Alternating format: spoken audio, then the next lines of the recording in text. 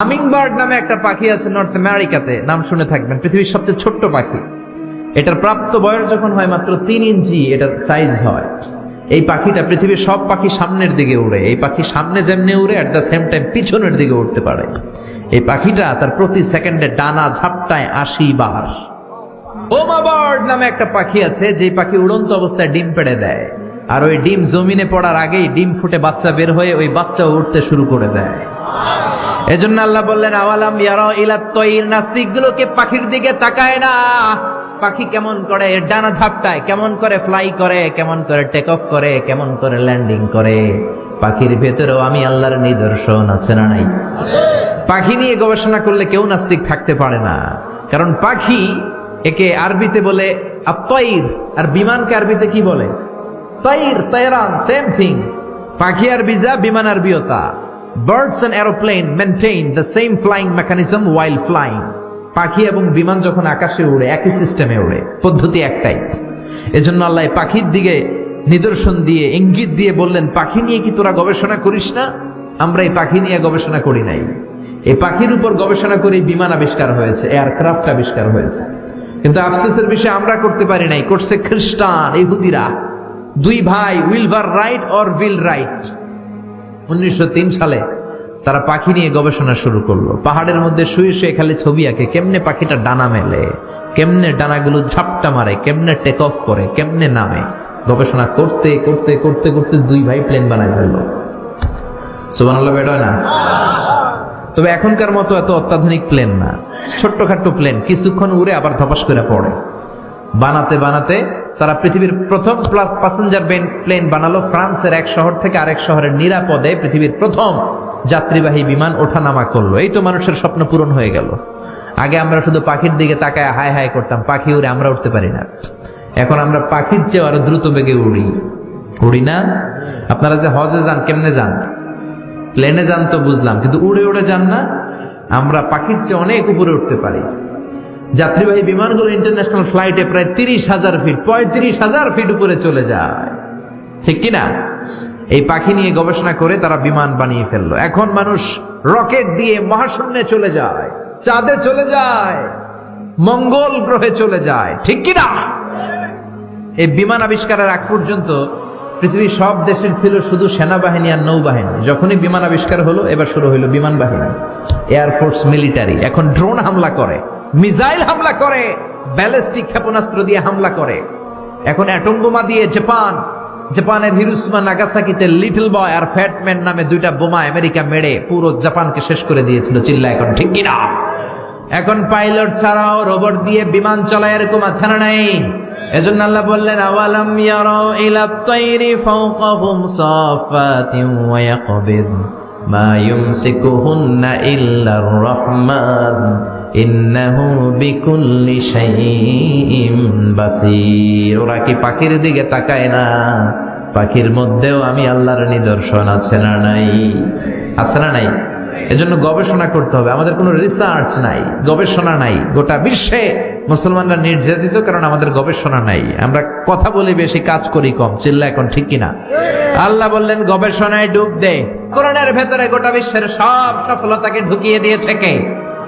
এরপরে এই সূরাটা আল্লাহ শেষ করলেন, কুল আরাআইতুম ইন আসবাহা মাউকুম গাওরান ফামান ইয়াতিকুম বিমাইন মাইন। বলো দেখি, সবে শুকাইয়া যদি যায় এই পৃথিবীর পানি, তাহলে হেথায় তটনির ধারা কে দিবে সবারে আনি। আল্লাহ বললেন এই পৃথিবীর পানি যদি আমি সরিয়ে নেই, তোদেরকে পানি দিবে কে? দেওয়ার কেউ আছে? ঘুম থেকে উঠে দেখলেন কোনো খাবার নাই, কোনো গাছে কোনো ফলমূল নাই, ক্ষেতের মধ্যে কোনো শাকসবজি নাই, বাজারেও কোনো খাবার নাই। আপনাদেরকে তখন খাবার দিবে কে? আপনাকে খাদ্যমন্ত্রী ডোনাল্ড ট্রাম্প? কেউ দিতে পারবে? আল্লাহ বললেন ঘুম থেকে উঠে দেখো টিউবওয়েল চাপ দেওয়ার পরে পানি নাই, পুকুরে একটা ফোঁটা পানি নাই, ট্যাপ দিয়ে এক ফোঁটা পানি বের হয় না। আমি আল্লাহ যদি পানির নেয়ামত বন্ধ করে দেই, পানি দেওয়ার মতো কোনো শক্তি আর আছে নাকি? এজন্য পানির মালিককে চাইব কার কাছে? নাকি বৈশাখীর কাছে চাবেন? বৈশাখী মেঘের কাছে জলছে তুমি কাঁদবে আমি চাই না, তুমি কাঁদবে আমি চাই না। বৈশাখীর কাছে পানি চায় না। এবার হিন্দুরা ইন্দ্রদেবের কাছে চায়, ওদের ধর্ম মত অনুযায়ী ইন্দ্র দেবতা পানি দেয়।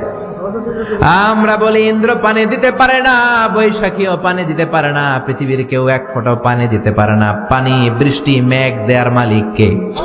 জোরে বলেন আল্লাহ। মেঘ দে পানি দে ছায়া দে রে তুই আল্লাহ, মেঘ দে।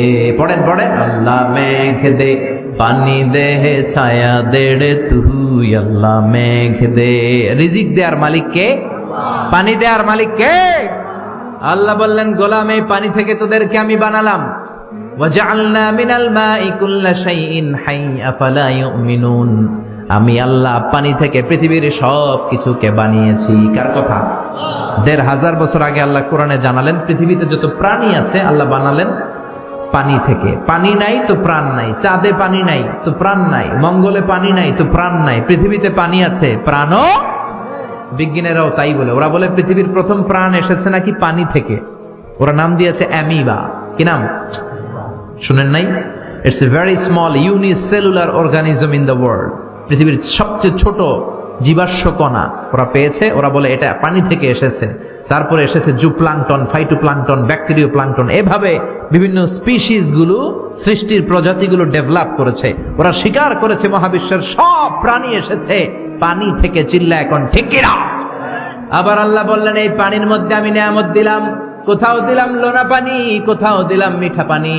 আবার সাগরের মধ্যে লোনা পানি একদিকে চলে যায়, মিঠা পানি আর একদিকে চলে যায়, দুইটা একসাথে থাকে কিন্তু মিশে না। আছে না নাই? মারাজাল বাহরাইনি ইয়ালতাকিয়ানি বাইনাহুমা বারযাখুন লা ইয়াবগিয়ান ফাবিআইয়ি আলাই রাব্বিকুমা তুকাল্লিবান। দুই দরিয়া আমি বইয়ে দিলাম। এক দরিয়ার পানি একটু স্পষ্ট স্ফটিক স্বচ্ছ, আর একটা একটু ঘোলাটে, আর একটা কালো। দুইটা সাগর একসাথে লেগে আছে কিন্তু একটার পানি আর একটার সাথে মিশে না। মাঝখানে অদৃশ্য দেয়াল দিয়ে রাখলো কে? জোরে বলে। আবার বাংলার জমিনে শত শত নদী আল্লাহ দিলেন, মিঠা পানির নদী। আমাদের নদীগুলা যদি লোনা পানির নদী হতো, আমাদের ফলমূল গুলা, গাছগুলা বাঁচত নাকি? মিঠা পানির নদী দিয়ে আমাদেরকে ধন্য করলো কে? এই সুন্দর ফুল সুন্দর ফল মিঠা নদীর পানি, আল্লাহ তোমার মেহেরবানি। সুবহানাল্লাহ। কেমনে নাস্তিক হয় রে ভাই? এই পানির নেয়ামত, রিজিকের নেয়ামত, মহাবিশ্ব কত সুন্দর করে তিনি সুশোভিত করেছেন। এগুলো যদি কেউ নজর করে তাকায়, কেউ কি নাস্তিক থাকতে পারে? যদি বলে এই জন্য এই নেয়ামতের শুকরিয়া করার দরকার আছে না নাই? জিকির করবো একজনের, তিনি কে? সেজদা দেব একজনের, তিনি কে? চাইব একজনের কাছে, তিনি কে? আমাদের কোনো ক্ষমতা নাই, ক্ষমতার মালিক কে? আল্লাহ আমাদের সবাইকে কথাগুলো বোঝার ও আমল করার তৌফিক দান করুক। আমরা পড়ি আমিন। আমাদের করার কোনো ক্ষমতা নাই। সূরাতুল মুলকের সেন্ট্রাল থিম, সাবজেক্ট ম্যাটার, কেন্দ্রীয় আলোচ্য বিষয় হচ্ছে আমাদের কোনো ক্ষমতা নাই, ক্ষমতার মালিক একজন, তিনি কে? এজন্য তার কাছে চাইতে হবে, তার ইবাদত করতে হবে, তার সাথে সম্পর্কটা বাড়াইতে হবে। চিল্লায় বলেন ঠিক কিনা? আল্লাহ আমাদের সবাইকে বোঝার তৌফিক দান করুক। আমরা পড়ি আমিন। যতগুলো কথা বলেছি কোরআন সুন্নাহর আলোকে বলেছি, বানিয়ে বলি নাই। তারপরেও আমার মনের অজান্তে কোনো মিস ইনফরমেশন যদি আমার মুখ ফসকে বের হয়ে যায়, সেগুলো যেন আল্লাহ তাআলা আপনাদের স্মৃতিপট থেকে মুছে দেয়। আমরা পড়ি আমিন। সত্য, সুন্দর, হকের পক্ষে কল্যাণকর যা বললাম তার সবটুকুন আল্লাহ তাআলা প্রথমে আমাকে এবং আপনাদের সবাইকে আমলের তৌফিক দান করুক। আমরা পড়ি আমিন।